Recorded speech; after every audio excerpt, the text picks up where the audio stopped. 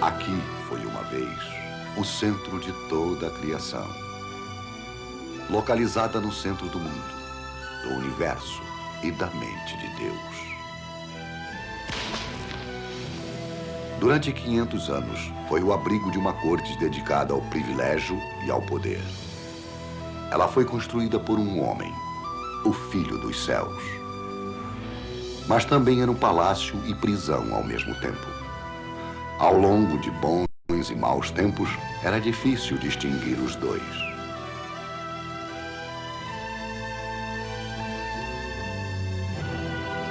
No final, era uma dinastia predestinada a durar por toda a eternidade, até que o tempo a levou.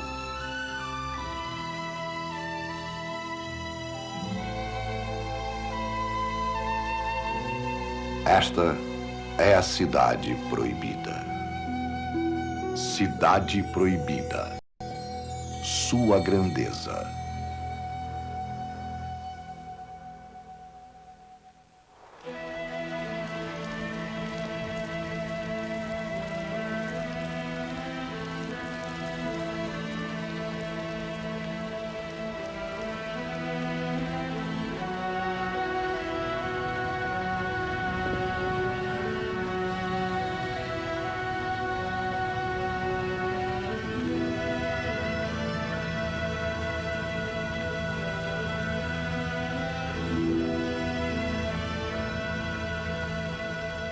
No ano de 1688, um oficial do governo da província de Anhui chegou a Beijing. Seu nome era Yang Tzu-yung.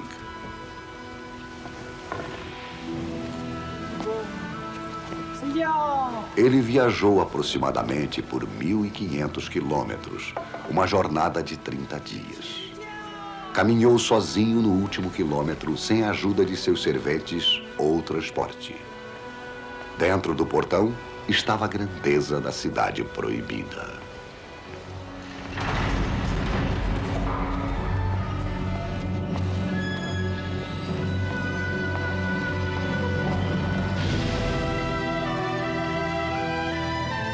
Sabemos muitas informações a respeito de Yang, porque tudo que ocorria dentro daqueles portões era escrito e arquivado obsessivamente. Orações funerárias, cardápios dos jantares, declarações de guerra, tudo está aqui, no arquivo imperial de 50 milhões de manuscritos. Esta atenção para detalhes era uma característica da Cidade Proibida. A harmonia com o universo era outra característica. Quando a harmonia era perturbada, podia significar o colapso das dinastias. Quando jovem, Yang havia visto a dinastia Ming de 300 anos cair após um eclipse solar. Sua missão agora era a de informar sobre os últimos maus presságios, tufões vindos da costa cantonesa, um cometa visto no deserto de Gobi. Estes eventos falavam dos aborrecimentos dos céus e do caos que poderiam acabar com o império.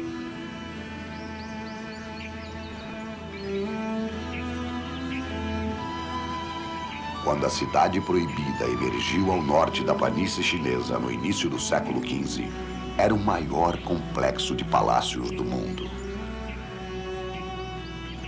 E ainda continua sendo. Ela foi concebida para refletir a eterna glória do imperador Ming. 1000 homens a construíram, e à noite seus fornos iluminavam a planície ao seu redor. 1 milhão de tijolos, 2 milhões de telhas, madeira vinda das árvores do sul de Namu. Árvores que levaram 4 anos para chegar aqui, vindas pelo rio e pelo Grande Canal. Quando o trabalho foi completado, as pessoas desapareceram, deixando a cidade para o imperador e a corte que o servia. Vedada do mundo, ela aspirava a conter todo o cosmos dentro de suas paredes, um universo dentro do universo. Ao centro deste universo controlado, o trono imperial.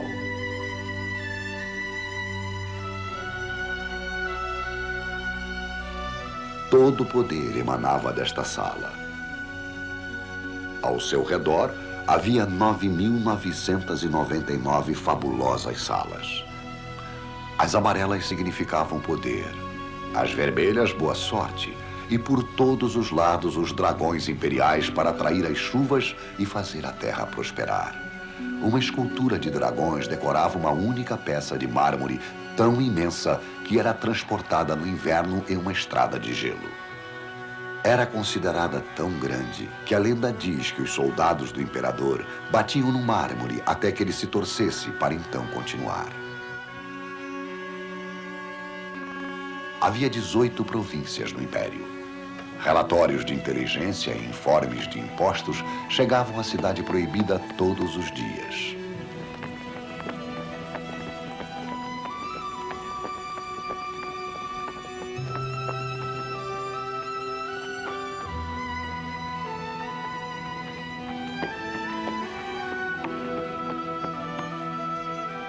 Um império de 150 milhões de pessoas. Chineses, mongóis, manchus, que eram governados daqui pela máquina burocrática mais antiga e sofisticada do mundo. Um burocrata podia cruzar todo o império, mas não podia cruzar este muro. Dentro dele estava a corte interna. Além do imperador, as únicas outras pessoas autorizadas a ficarem aqui eram suas concubinas e os eunucos castrados. Havia mais eunucos do que qualquer outro tipo de pessoas na Cidade Proibida. Mais de 3.000 orbitavam ao redor do Filho dos Céus, como se fossem satélites. Eram seus escravos, embora ele não pudesse funcionar sem eles. Todas as manhãs vestiam o imperador com uma de suas 1000 vestimentas, cada uma produzida para uma época distinta, e a maioria delas de cor amarelo imperial. O imperador relembra. Quando me lembro de minha infância, minha mente fica cheia da cor amarela. Minha cadeira era amarela, minhas roupas eram amarelas, os pratos onde comia, tudo era amarelo. Isso me fez sentir desde meus primeiros anos que possuía uma natureza divina. O imperador Kanxi subiu ao trono em 1661.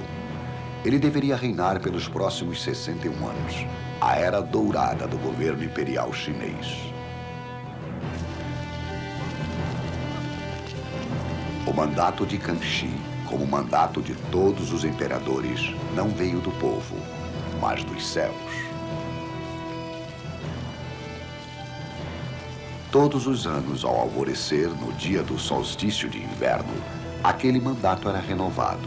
O imperador e seus seguidores deixavam a Cidade Proibida para viajar pelas ruas limpas e desertas de Pequim para fazer o sacrifício e fazer juramento no Templo dos Céus.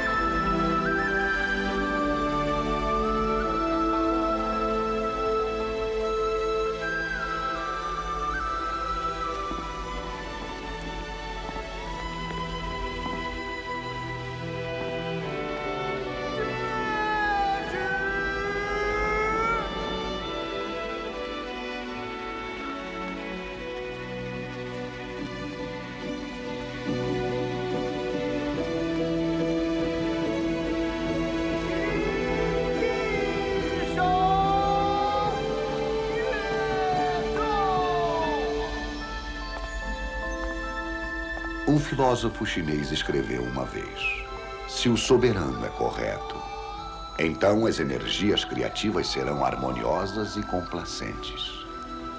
Os ventos e chuvas virão na hora certa. Estrelas favoráveis aparecerão no céu. E então, o dragão amarelo descerá.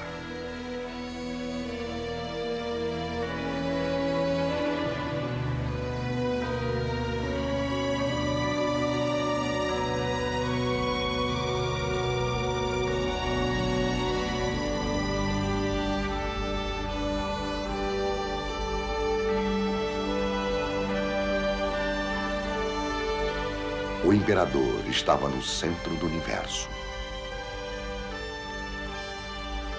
A autoridade derivada dos céus significava que Kanshi, assim como outros imperadores que vieram antes, tinham poder absoluto. Em seus diários, Kanshi escreveu: Dar a vida e matar pessoas, estes são os poderes que o imperador possui. Ele sabe que às vezes as pessoas devem ser persuadidas para a moralidade através de uma execução. E o auditório de uma corte tem a importante função de reduzir a arrogância. O Kowtow significa literalmente abaixar a cabeça. Kanshi adorava ver seus generais se humilharem desta maneira.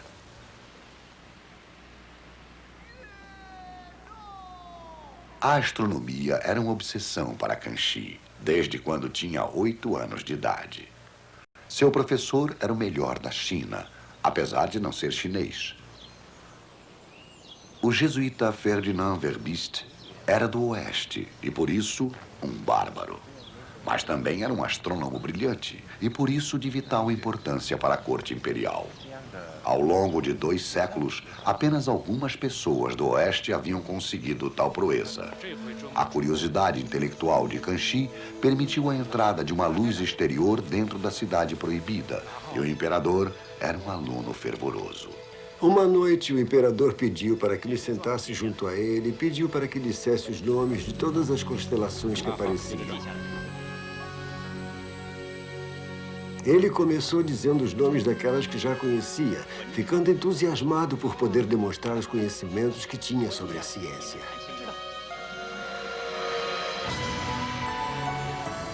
A astronomia era ciência, mas também era proteção. Um novo calendário era revelado a cada outono no portão meridiano. Por muitos anos, os astrônomos da corte fizeram cálculos imprecisos. Seus erros levaram a muita fome, porque as sementes na China haviam sido plantadas muito cedo ou colhidas muito tarde. O prestígio e a autoridade de Kanshi eram baseados no método científico. O calendário para o 40º ano do reinado do imperador Kanshi. Informe-se a todos abaixo do céu. Os calendários de Kanshi eram confiáveis. Eles fortificaram sua dinastia.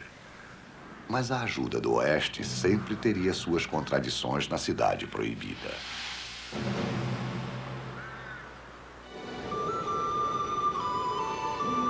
É bem provável que o imperador desse importância a pessoas de fora, como o padre jesuíta Verbiest, porque ele próprio era um estranho vindo da Manchúria. Em 1644, sua família chegou com um exército intruso além da grande muralha da China. Em alguns dias, a antiga e debilitada dinastia Ming havia caído para os homens do norte. Os manchus eram cavaleiros qualificados. Eles eram bons com arcos e flechas, mas não eram intelectuais. Tolos, disse um oficial chinês, sem estilo ou característica. Kanshi, o imperador Manchu da nova dinastia Qing, queria modificar tudo. Ele começou a estudar a antiga história chinesa. Desenvolveu a mente de um sábio, não a de um soldado. Mas ele precisaria de soldados. Muitos chineses não aceitariam seus novos mestres. A rebelião era uma ameaça constante no princípio do reinado de Kanshi.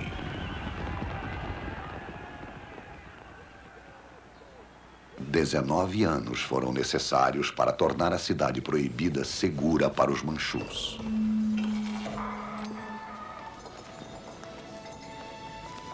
Então, a nova ordem se enraizou.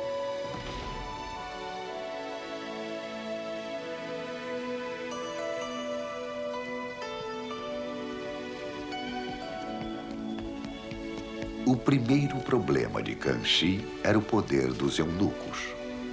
Eles desenvolveram um gosto pela política durante a dinastia Ming, e nada parecia acontecer sem que uma propina fosse dada a eles. Kanshi os tornou serventes mais uma vez. Todos os eunucos do imperador eram voluntários. A todos foi dada a oportunidade de mudarem de ideia quando a faca apareceu. Kanshi disse que eles balbuciavam como bebês, mas eles garantiam a castidade de suas mulheres. Seus cabelos têm um brilho bonito hoje. Que tal mudar de brincos? Não, obrigada. Sua Majestade ficará encantado ao vê-la. E não se esqueça de caminhar suavemente para ele. Muito suavemente.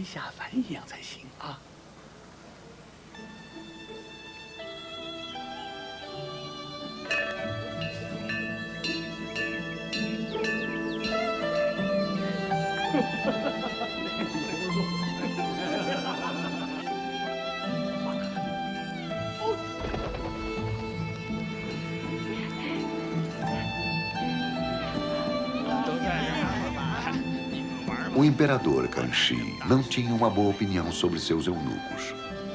Eles são muito diferentes das pessoas comuns. São equivalentes aos insetos inferiores. Mantendo-os no trabalho doméstico e ignorando seus sorrisos, asseguro-me de que eles continuem pobres. Quando há tolerância, eles se tornam arrogantes. Ao invés de política, para Kanshi eles passavam seda e perseguiam ratos. Espantavam as moscas das frutas secas e cantavam em voz de falsete nas óperas da corte. Era muito diferente de suas expectativas. Fui castrado por minha vontade. Parecia como sacrificar um pequeno prazer para receber tantos. Meus pais eram pobres. Mas, apesar de sofrer aquela pequena modificação, tinha assegurado uma vida fácil, cercado de beleza por todos os lados. Poderia aspirar à companhia íntima de mulheres maravilhosas, solteiras em seus medos ou diferentes de mim. Com sorte e persistência, poderia ficar mais rico e poderoso do que alguns dos mais altos oficiais do Império.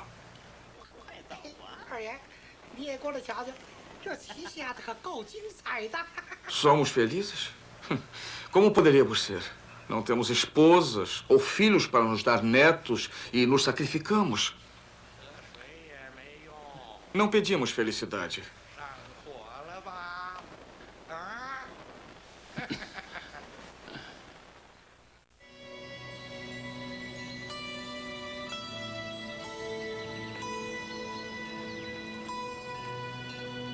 As concubinas imperiais também tinham na cidade proibida seu cativeiro.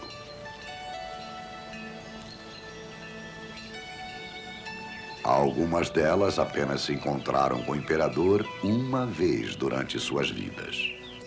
Mas quando o imperador morria, elas eram forçadas a viver nos aposentos do Jardim das Favoritas, esquecidas pelo resto de suas vidas.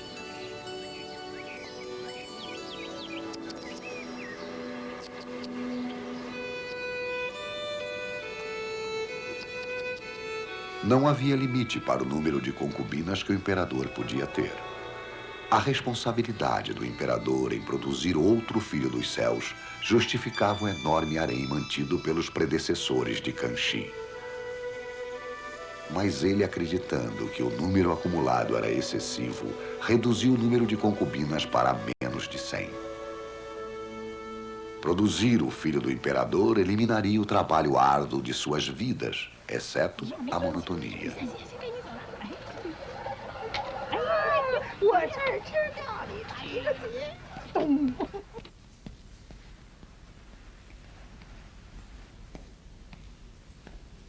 Os eunucos que cuidavam delas também recebiam benefícios, no caso de uma delas ser escolhida. O imperador fazia sua escolha após o jantar. Kanshi jantava sozinho e sempre lhe era servida uma vasta variedade de comidas, muitas das quais ele nem tocava. Havia água de raízes, camarões com cabeça de dragões, diversos tipos de arroz, frutas secas, ovos de andorinha, patas de urso recheadas e prato de galinha com molho cozida com cogumelos.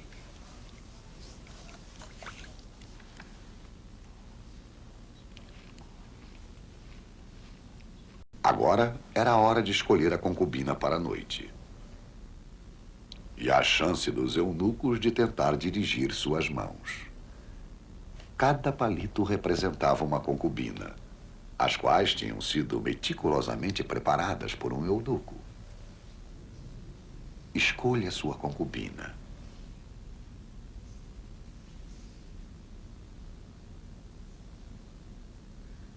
Se o imperador escolhesse sua concubina, eles receberiam benefícios. Mas com uma grande quantidade de concubinas e centenas de eunucos querendo sua atenção, Kanshi conhecia todos os tipos de truques.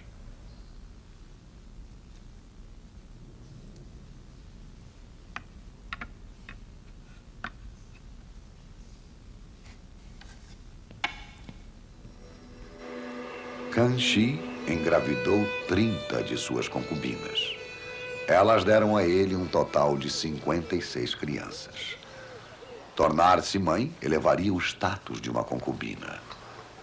Ela estava dispensada de todas as tarefas domésticas para tornar-se uma senhora desocupada. Isto era especialmente verdade quando se cuidava de uma criança como Yu Shen, o herdeiro aparente. Boa noite, madame. 娘娘晚安。 Já comeram? 吃饭了吗？ Sim, já comemos. 吃了， O suficiente? 吃饱了吗？ O suficiente. 吃饱了。 Então podem 那 ir. 下课吧。 Muito obrigado. 谢谢娘娘。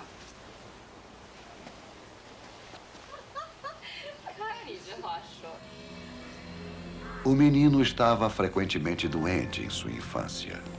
Tudo era feito para que ele sobrevivesse. Por 10 anos ele enfrentou doenças. E então, Yin Shen, que significa o descendente abençoado, recebeu educação nas tradições do antigo confucionismo do início da dinastia Ming. A criança preferida do imperador estava sendo preparada para o poder. Eu providenciei para que os melhores sábios lhe ensinassem sobre moralidade. Ele estudou o livro de história e foi instruído sobre os princípios de governo. Eu nomeei Yin Shen como herdeiro aparente. 治世仁人，无求生以害人，有杀生以成仁。 30 anos mais tarde, o pai sentiria vergonha de seu filho. E o reinado de Kanshi, tão promissor no início, foi tão amargo quanto as estações que passavam.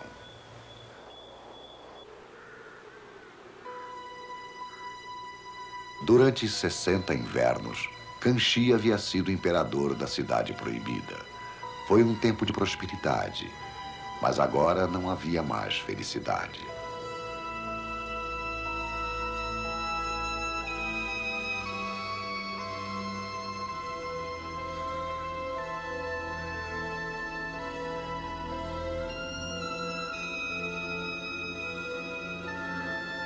O 60º inverno do reinado do imperador foi o mais traumático de todos. O problema era Yin Shen, seu filho predileto. Tudo começou com rumores e intrigas da corte, mas logo se tornou realidade. 干什么呢？我送铁板。送铁板，摇板。 Através de uma rede de inteligência, o imperador descobriu que seu filho não era qualificado para governar. No inverno de 1722, uma mensagem especial chegou aos portões da Cidade Proibida. Ela continha as piores notícias.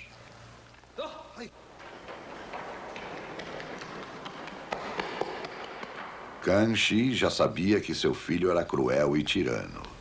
Também sabia que ele havia comprado rapazes jovens vindos do sul para seu prazer sexual e que havia desviado dinheiro do Estado e roubado tributos destinados a seu pai. 给大人请安，铁板送到了。Muitos dos oficiais da corte haviam sido intimados pelo filho do imperador, o que justificava o sistema de inteligência. Mas as últimas informações trazidas por espiões seriam as mais aflitivas da vida do imperador, já idoso.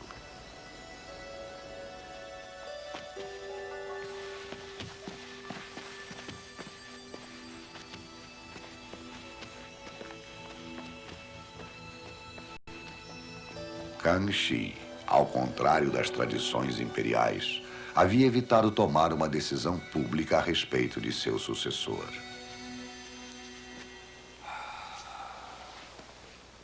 O grande escândalo a respeito de seu filho favorito era a razão para o atraso. Nos seus últimos anos, Kang Shi temia a chegada das mensagens amarelas secretas.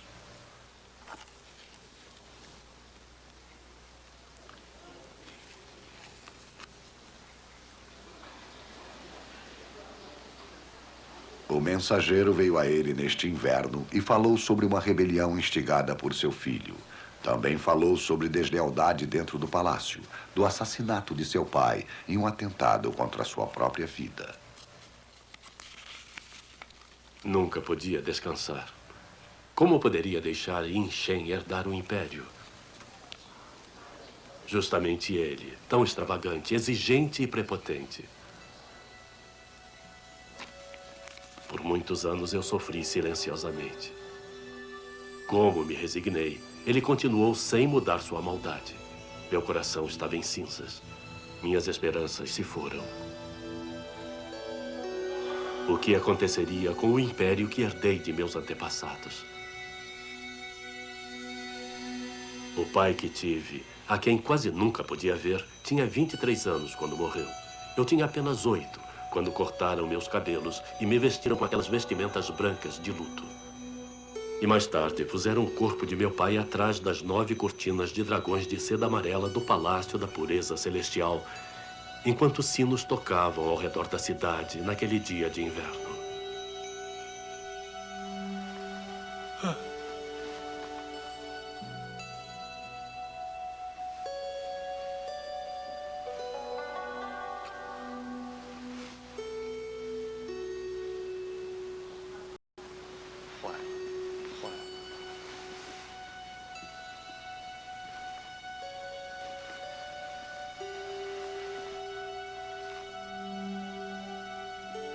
Todos os homens que vivem devem morrer. E eu acabo com minha mente pelo amor de meu país e fragmento meu espírito para o mundo. Desfrutei da veneração do país e das riquezas deste mundo. Não há nada que eu não tenha experimentado. Mas agora que cheguei a uma idade avançada, não posso descansar. Portanto, considero todo o país como um chinelo usado e as riquezas como lama e areia. Se puder morrer sem causar maiores problemas, meus desejos serão realizados.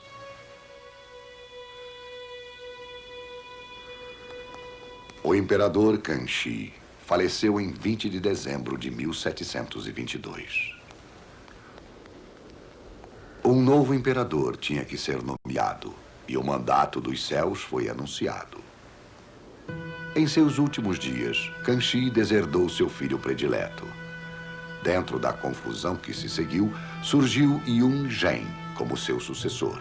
Yun Zhen estabilizou a dinastia e 13 anos mais tarde foi sucedido por seu herdeiro, que subiu ao trono como Chen Lung. Desta vez, a sucessão foi feita de forma suave. No primeiro ano de seu mandato, meu pai escreveu meu nome e o colocou dentro de um cofre no salão principal do palácio. Quando ele partiu para sua jornada distante, eu abri o cofre na presença de seus ministros e encontrei o mandato que me nomeou para o trono.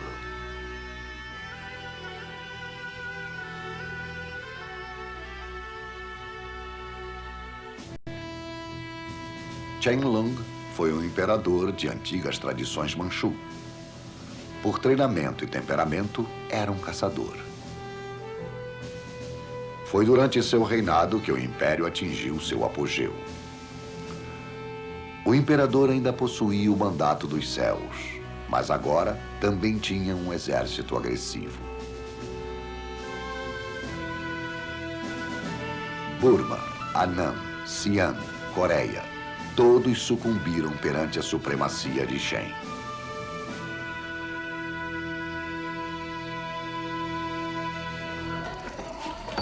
A vida dentro da cidade proibida de Shenlong era a mesma da época de Kanxi, 100 anos antes.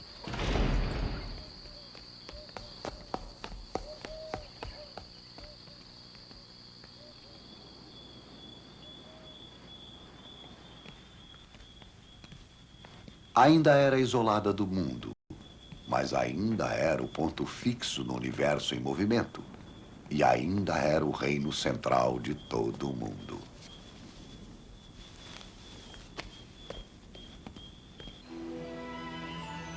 Dentro da cidade proibida, aqueles que viviam fora dos limites da China ainda eram considerados bárbaros. Por 200 anos, os mais famosos bárbaros na corte imperial foram os padres jesuítas. Algumas vezes eles foram postos em dúvida, mas nunca temidos.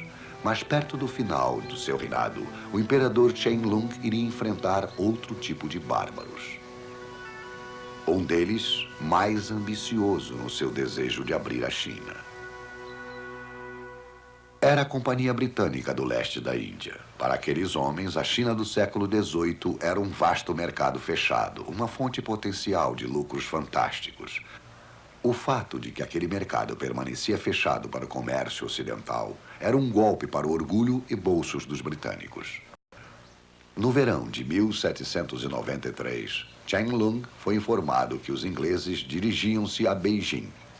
Sua missão era negociar um tratado com o imperador para dar aos comerciantes britânicos livre acesso à China. O embaixador enviado pelo rei George III era Lord Macartney. Embora a China fosse familiarizada com emissários estrangeiros, o embaixador de um lugar distante e poderoso traria um novo precedente para o trono do dragão. Quando se negocia com bárbaros, temos que saber a diferença entre ser muito generoso ou frugal. Quando o emissário inglês chegar, não deve ser classificado tão baixo como Burma ou Annam, que pagam tributos todos os anos. Isto era a última coisa que Macartney queria e deixou claro que não iria abaixar a cabeça. Protocolo. Dois impérios arrogantes tinham que encontrar uma maneira de se apresentar sem ofender, mas tampouco sem prejudicar sua imagem. No primeiro encontro, chegaram a um acordo. Perante Shenlong, Macartney se ofereceu a ajoelhar-se como faria com seu próprio rei. Mas isso era tudo.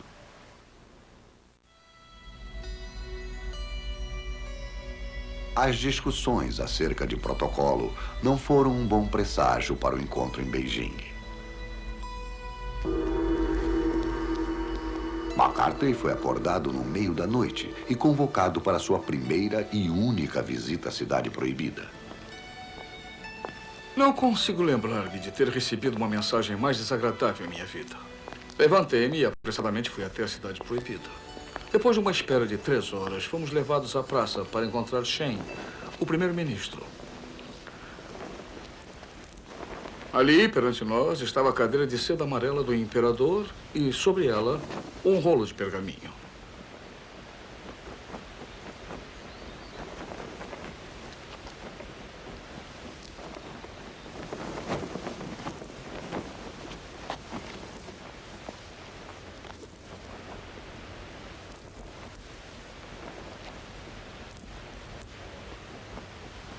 Como havia sido decidido, Macartney não abaixou a cabeça para o imperador.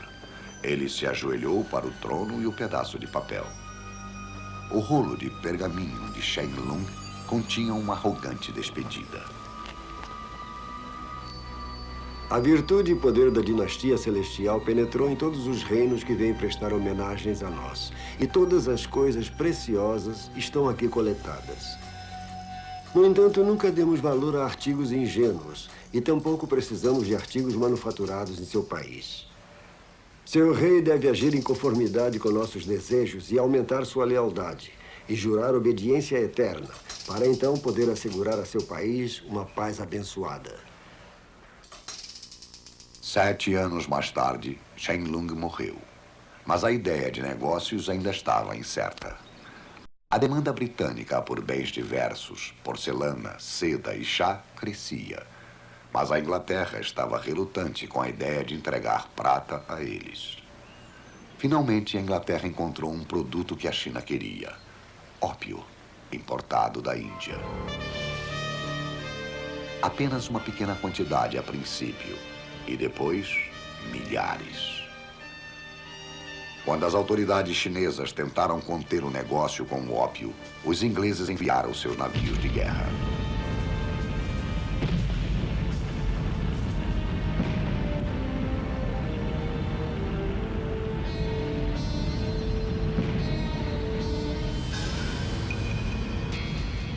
Após quase 20 anos de tumulto, o Tratado de Tanjin, de 1858, não somente permitiu a importação de ópio, mas entregou os portos chineses e todas as transações comerciais para o controle ocidental.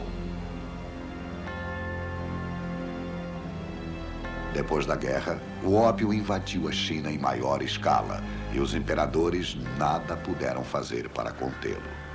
A fúria do trono do dragão era agora uma imitação pálida daquilo que havia sido no passado. A resposta foi se retirar dentro da cidade proibida e fingir que nada havia mudado. A notória imperatriz viúva Cixin personificou este voo longe da realidade. No começo de 1880, a cidade proibida era praticamente dela. Aos 16 anos, ela havia sido concubina do imperador. Quando o imperador faleceu, Cixin organizou um golpe que colocou seu filho de 6 anos de idade no trono do dragão. Foi uma manobra cínica, mas brilhante, pois quando cresceu, Tongji não possuía interesse algum no governo, preferindo o prazer pessoal do que a administração do Estado. Mas as aparências foram mantidas. Oficiais vinham até aqui, a sala de cultivação mental, para audiências com o jovem imperador.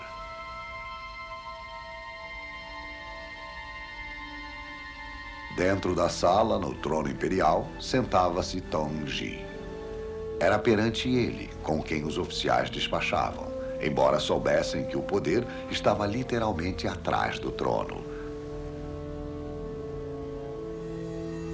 Invisível, protegida pela cortina de seda, estava a viúva Cixin, que governava o império.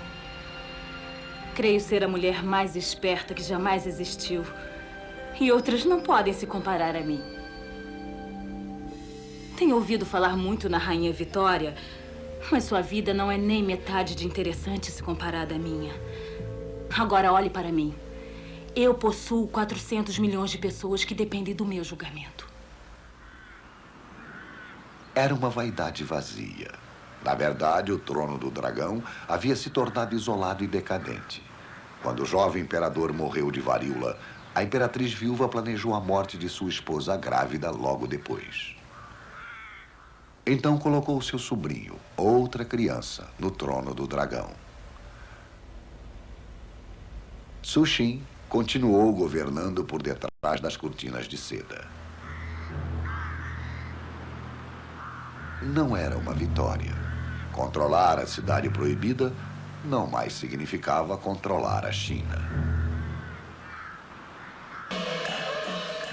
A vida da corte nos tempos da imperatriz viúva era aparentemente do mesmo jeito que sempre foi na cidade proibida. Óperas eram realizadas pelos eunucos e apreciadas por todos aqueles que estavam ao redor do trono do dragão.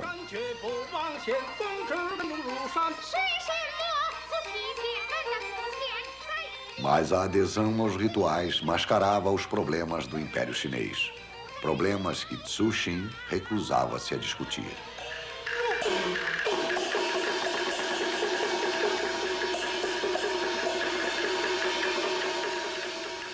Enquanto o século XIX chegava ao fim, rebeliões e lutas apareceram ao longo do país.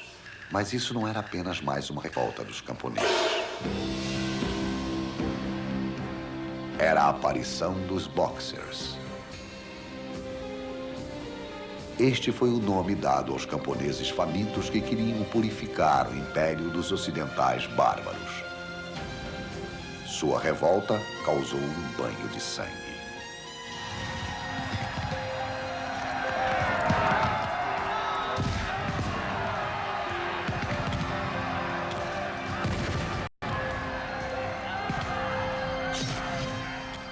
A represália foi severa quando as tropas ocidentais chegaram.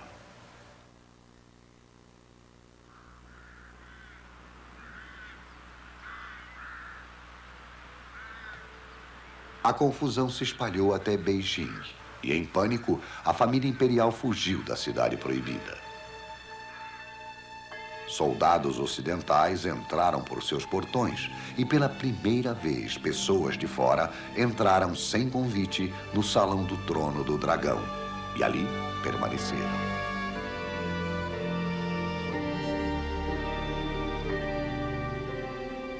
Suxin retornou, envergonhada de ser hóspede e uma curiosidade em seu próprio palácio.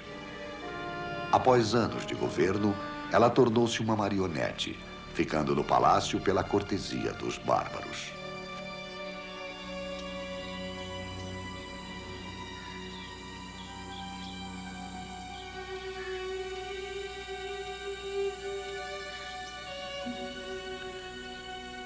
Depois de sua morte, o último imperador subiu ao trono do dragão. Po Ye, de 3 anos de idade. Quando me carregaram para a sala da Suprema Harmonia e me colocaram naquele trono enorme, muito alto, não pude me conter. Eles me disseram para não ficar nervoso, mas acabei chorando. Eu não gosto daqui. Quero ir para casa. Quando os oficiais correram para baixar a cabeça diante de mim, eu chorava mais e mais alto. Meu pai tentou me acalmar, dizendo, não chore, não chore. Logo tudo irá terminar.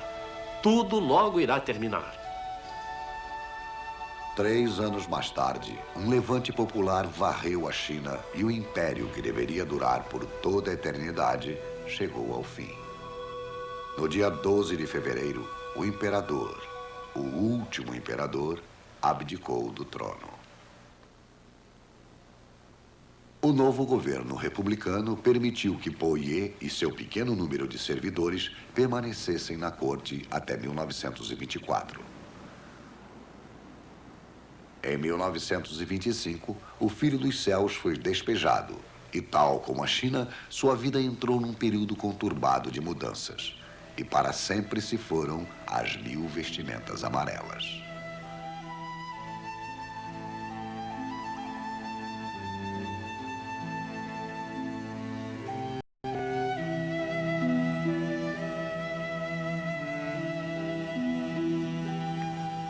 Em 1949, após a fundação da República Popular da China, o último imperador voltou ao seu país, onde por 10 anos foi reeducado. Ele terminou seus dias como jardineiro em Beijing. Hoje os portões estão abertos e os mortais podem caminhar onde eram uma vez proibidos. O salão onde o coração é alimentado. O palácio da elegância. O portão da paz celestial. Estes são os restos de uma cultura centrada em ideias. Ideias eternizadas por uma arquitetura majestosa, de uma arte de difícil compreensão e uma sociedade preocupada com a ciência e a linguagem. Estes são lugares assombrados, não apenas por fantasmas do passado, mas por sombras de um paraíso perdido.